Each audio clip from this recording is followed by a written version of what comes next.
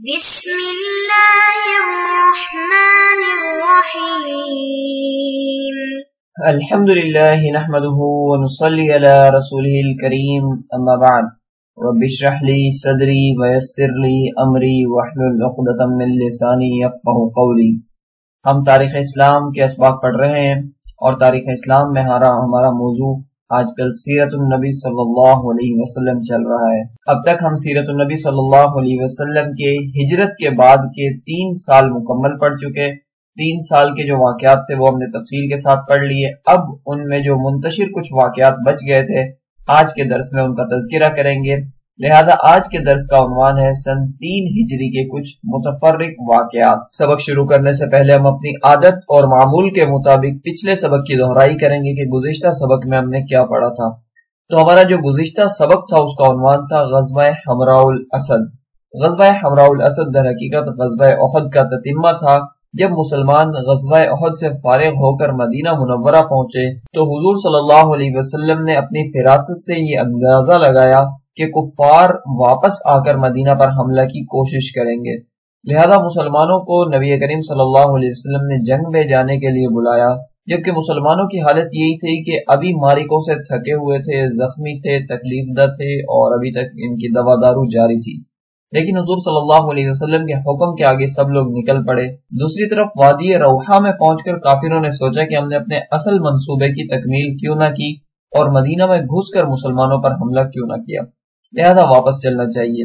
ادھر سے جب مسلمانوں کے بارے میں ان کو پتہ چلا کہ مسلمان ہمارا تعاقب کرتے ہوئے وادی حمراء الاسد تک آ گئے ہیں اور مدینہ سے 8-10 کلومیٹر آگے تک پہنچ چکے ہیں، تو اب ان کے دلوں میں خوف اور ڈر سما گیا اور یہ مسلمانوں سے ڈر گئے۔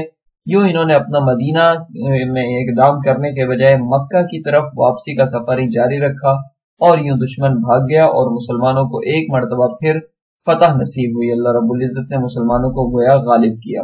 تو اس طور پر یہ ہمارا پچھلا سبق تھا۔ اب ہم اپنا آج کا سبق شروع کرتے ہیں جس کا عنوان ہے سن 3 ہجری کے کچھ متفرق واقعات۔ اس میں جو سب سے پہلا واقعہ ہے وہ ابو عزہ نامی ایک شخص کا قتل ہے۔ غزوہ احد کے بعد مسلمان جب وادی حمراء الاسد میں پہنچے تو وہاں پر تو کوئی لشکر وغیرہ تھا نہیں جس سے لڑائی ہوتی، قتل و قتال ہوتا، لیکن وہاں پر ابو عزہ نامی ایک شخص تھا جس کو گرفتار کر لیا گیا۔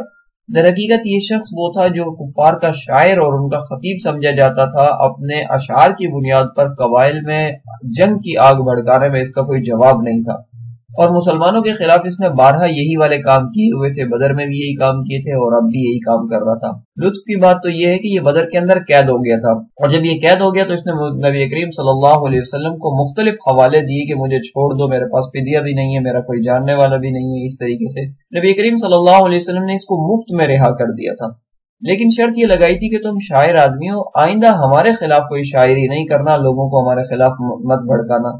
اور اس نے ہر طرح کا وعدہ بھی کیا تھا کہ آئندہ میں کوئی ایسا کام نہیں کروں گا، لیکن اس نے احسان فراموشی کی اور نبی کریم صلی اللہ علیہ وسلم اور مسلمانوں کے خلاف اشعار لکھے، ان کے خلاف لوگوں کو بلانے لگا اور اس کے لیے بہت زیادہ محرک جنگ کے لیے ثابت ہوا یہ۔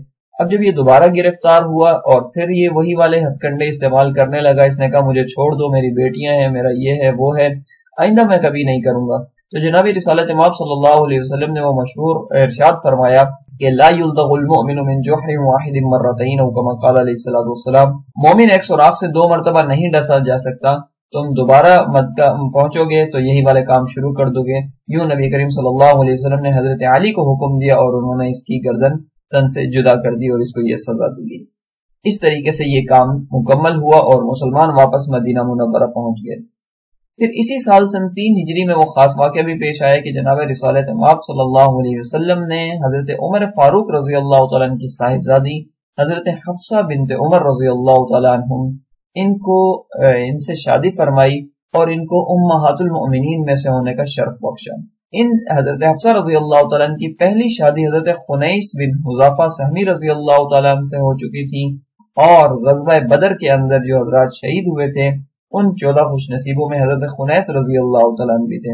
حضرت خنیس رضی اللہ تعالیٰ عنہ کے انتقال کے بعد حضرت حفصہ رضی اللہ تعالیٰ عنہ تنہا رہ گئی۔ حضرت عمر فاروق رضی اللہ تعالیٰ عنہ کی بیٹی تھی اور وہ ان کے حوالے سے بہت زیادہ فکر مند تھے، مختلف لوگوں سے بات بھی کی تھی کہ اگر تم حفصہ سے شادی کر لو تو پھر اس کے بعد نبی کریم صلی اللہ علیہ وسلم نے اپنے لیے اس کا پیغام بھیجا، حضرت عمر فاروق نے منظور فرمایا، اور یوں حضور صلی اللہ علیہ وسلم کی حضرت حفصہ رضی اللہ تعالیٰ عنہ سے شادی ہو گئی۔ یہ سن 3 ہجری کا واقعہ ہے، اور 3 ہجری میں بھی شعبان المعظم کا مہینہ تھا جس میں یہ معاملہ اور یہ عقد پائے تکمیل کو پہنچا، مکمل پہنچا۔ پھر اسی سن 3 ہجری کا اگر ہم مزید مطالعہ کریں تو اسی کے اندر نبی کریم صلی اللہ علیہ وسلم کی ایک اور شادی ہوئی، جن خاتون محترمہ سے شادی ہوئی وہ ان کا نام ہے زینب بنت خزیمہ رضی اللہ تعالیٰ عنہ۔ یہ بھی پہلے سے نکاح شدہ تھی، اور ان کا نکاح حضرت عبداللہ بن جحش رضی اللہ تعالیٰ عنہ سے ہو چکا تھا۔ حضرت عبداللہ بن جحش وہ شخصیتیں جو غزوہ احد میں شہید ہو گئے تھے، اور اس کے بعد حضرت زینب بنت خزیمہ رضی اللہ تعالیٰ عنہ بھی اکیلی رہ گئی تھی، تنہا رہ گئی تھی۔ حضور صلی اللہ علیہ وسلم ان کا بھی سہارا بنے اور ان سے نکاح فرمایا۔ یہ وہ عظیم خاتون تھی جو غریبوں مسکینوں کا بہت زیادہ خیال رکھا کرتی تھی، صدقہ خیرات بھی بہت زیادہ کیا کرتی تھی، جس کی وجہ سے لوگ انہیں ام المساکین کہا کرتے تھے، گویا غریبوں مسکینوں کی یہ ماں ہے، ان کا اس طریقے سے خیال رکھتی ہے، گویا ان کی سرپرست بنی ہوئی ہے اور ان کے ہر ضروریات کا فوراً خیال رکھتی ہے۔ تو اس طریقے سے یہ معاملہ بھی پائے تکمیل کو پہنچا، اور حضرت زینب بنت خزیمہ رضی اللہ تعالیٰ عنہ کو امہات المؤمنین میں سے ہونے کا، مومنوں کی ماں ہونے کا شرف حاصل ہوا۔ تو یہ سن 3 ہجری کے دیگر واقعات تھے۔ پھر اس سن 3 ہجری کا اگر ہم مزید مطالعہ کریں تو حضرت حسن رضی اللہ تعالیٰ بن علی رضی اللہ تعالیٰ کی ولادت اور پیدائش اس سال ہوئی۔ نبی کریم صلی اللہ علیہ وسلم کے نواسے ہیں حضرت حسن رضی اللہ تعالیٰ اور فاطمہ و علی رضی اللہ عنہم کے بیٹے ہیں۔ یہ حضرت حسن رضی اللہ تعالیٰ 15 رمضان المبارک سن 3 ہجری کو پیدا ہوئے تھے، تو اس طور پر یہ بھی ایک خاص واقعہ سن 3 ہجری کا سمجھا جاتا ہے۔ پھر سن 3 ہجری کا ایک اور واقعہ یہ ہے کہ مسلمانوں کے لیے اسی سال وراثت کا حکم نازل ہوا۔ اس سے پہلے جب تک مسلمان مدینہ میں آئے تھے تو انصار و مہاجرین کے آپس میں بھائی چارگی ہو گئی تھی، اس کی بنیاد پر میراث چلتی رہتی تھی۔ پھر جب اللہ تعالیٰ نے غزوہ بدر اور احد کے بعد مسلمانوں کو مال غنیمت وغیرہ دیا، تو پھر اس کے بعد اللہ رب العزت نے وراثت کا قانون جاری فرمایا کہ اب جو اولو الارحام ہیں، قریبی رشتہ دار ہیں، محرم رشتہ دار ہیں، ان کو وراثت وغیرہ ملا کرے گی۔ اور پھر اولو الارحام یہ رشتہ داروں کے جو حصے بنتے ہیں ان کا تفصیلی بیان وغیرہ اس سال ہی نازل ہوا، اور یوں وراثت کا قانون مسلمانوں میں جاری ہوا، وراثت ملنا ایک دوسرے کو شروع ہو گئی۔ یہ بھی سن 3 ہجری کا ہی خاص واقعہ سمجھا جاتا ہے۔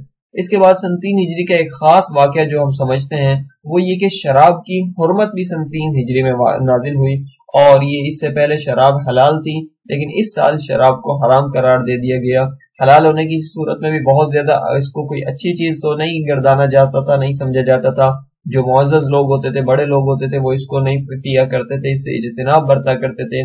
تاہم سن 3 ہجری میں کچھ وقفے کے ساتھ اس کو بتدریج رفتہ رفتہ اس کو حرام قرار دے دیا گیا۔ شراب کو یک بارگی نہیں بلکہ رفتہ رفتہ کیوں حرام کیا گیا؟ کیونکہ زمانہ جاہلیت کے لوگوں میں یعنی عربوں میں شراب نوشی بہت زیادہ محبوب سمجھی جاتی تھی، تو اگر وہ ایک دم سے حرام کر دی جاتی تو ان کے لیے بڑی مشکل میں پڑ جاتے اور بڑی مشکل ہو جاتی، اور لہذا ان کو لمحہ لمحہ بتدریج دی، اور سارے کا سارا معاملہ کچھ یوں کیا کہ جب بھی کوئی حرمت کی سختی کا حکم آتا تو کسی خاص واقعے کے ساتھ اس کو منسوب کر دیا جاتا، کیونکہ جب برائی کو کسی واقعے کی طرف منسوب کر دیا جاتا ہے یا اس سے جوڑ دیا جاتا ہے تو اس کے برا ہونے میں کسی کو تردد نہیں رہتا۔ یوں شراب کی حرمت نازل کی گئی۔ اس حوالے سے سب سے پہلا حکم جو اللہ رب العزت نے نازل فرمایا وہ سورۃ البقرہ کی آیت نمبر 219 میں اللہ تعالیٰ نے ارشاد فرمایا، اعوذ باللہ من الشیطان الرجیم، بسم اللہ الرحمن الرحیم، یسألونک عن الخمر والمیسر، کہ لوگ آپ سے شراب کے بارے میں، جوئے کے بارے میں پوچھتے ہیں، قل فیہما اسم کبیر ومنافع للناس، آپ فرما دیجئے کہ ان دونوں میں بہت زیادہ گناہ ہے اور لوگوں کے لیے کچھ فائدے بھی ہیں۔ یعنی یہ بتا دیا کہ یہ اگرچہ جائز ہے، حلال ہے، لیکن پھر بھی کوئی بہت اچھی چیز نہیں ہے۔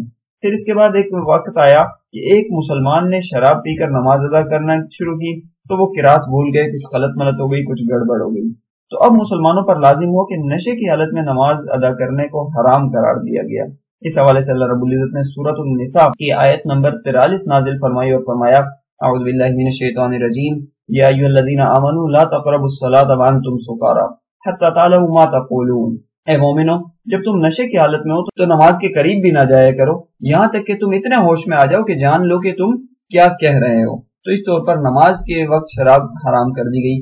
پھر ایک تیسرا مرحلہ آیا اور اس کا پس منظر یہ ہے کہ اسی شراب کی وجہ سے ایک مسلمان نے اپنے بھائی پر ظلم کیا، یعنی اس پر تلوار وغیرہ سے وار کر دیا اور اس کو پتہ بھی نہیں چلا کہ میں اپنے بھائی پر اقدام کر رہا ہوں. تو اللہ رب العزت نے اسے قطعی طور پر ہر حالت میں حرام کرتے ہوئے سورۃ المائدہ کی آیت نمبر 90 اور 91 نازل فرمائی، اور اللہ تعالیٰ نے یوں حکم فرمایا، اعوذ باللہ من الشیطان الرجیم، یا ایھا الذین آمنوا انما الخمر والمیسر والانصاب والازلام رجس من عمل الشیطان. یہ شراب، جوا، بتوں کے تھان، جوئے کے تیر، یہ سب شیطانی کام ہیں. فاجتنبوہ، لہذا تم اس سے بچتے رہو، لعلکم تفلحون، تاکہ تم فلاح پا سکو. انما یرید الشیطان ان یوقع بینکم العداوۃ والبغضاء فی الخمر والمیسر ویصدکم عن ذکر اللہ وعن الصلاۃ فہل انتم منتہون. یقیناً شیطان تو یہی چاہتا ہے کہ تمہیں شراب اور جوئے میں لگا کر تمہارے دلوں میں دشمنی اور بغض و نفرت کے بیج ڈال دے اور تم کو اللہ رب العزت کی یاد اور نماز سے روک دے. اب بتاؤ کہ کیا تم ان چیزوں سے باز آ جاؤ گے؟ بس پھر کیا تھا، یہ فرمان سننا تھا. تمام مسلمان نے، تمام صحابہ کرام نے جواب دیا، ہاں ہم بالکل باز آ گئے، ہم بالکل باز آ گئے. اور یوں سارے کے سارے لوگوں نے شراب سے توبہ کر لی اور جو مشکیزیں، مٹکے وغیرہ ان کے گھروں میں رکھے ہوئے تھے وہ بھی توڑ توڑ کر بہا دیے. یہاں تک کہ کہا جاتا ہے کہ پانی کی طرح مدینے کی گلیوں میں وہ شراب بہہ رہی تھی. تو اس طور پر یہ سارا کا سارا شراب کی حرمت کا جو معاملہ تھا یہ مکمل ہوا، اور اسی کے ساتھ ہمارا الحمدللہ درس بھی جو تھا وہ پائے تکمیل کو پہنچا. اگر ہم آج کے درس کا اپنا خلاصہ پڑھیں تو ہمارے آج کے درس کا عنوان تھا سن 3 ہجری کے متفرق واقعات. اس میں ہم نے ابو عزہ کی گستاخیوں کے بارے میں پڑھا کہ نبی کریم صلی اللہ علیہ وسلم نے تو اس کو بلا عوض مفت میں چھوڑ دیا تھا، لیکن اس میں جا کر مسلمانوں کے خلاف لوگوں کو جمع کرنا اور شعر شاعری کرنا شروع کر دی تھی، لہذا اس کو قتل کیا گیا. پھر نبی کریم صلی اللہ علیہ وسلم کی حضرت حفصہ بنت عمر رضی اللہ تعالیٰ عنہ سے شادی ہوئی، یہ ہم نے پڑھا. پھر اسی سال حضور صلی اللہ علیہ وسلم کی حضرت زینب بنت خزیمہ رضی اللہ تعالیٰ عنہ سے شادی ہوئی، ہم نے یہ پڑھا. اور اسی سال 15 رمضان المبارک کو حضرت حسن رضی اللہ تعالیٰ عنہ کی ولادت و پیدائش ہوئی، ہم نے یہ بھی اس سبق کے اندر پڑھا. پھر قانون وراثت رشتہ داروں کو ملے گی، یہ حکم بھی اسی سال نازل ہوا.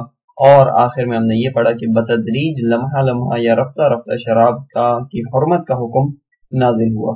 تو یوں جا کر الحمدللہ اس موقع پر ہمارا درس اور درس کا خلاصہ مکمل ہوا. جزاکم اللہ خیرہ. اگلے کسی درس تک کے لیے اجازت دیجیے. السلام علیکم ورحمۃ اللہ وبرکاتہ.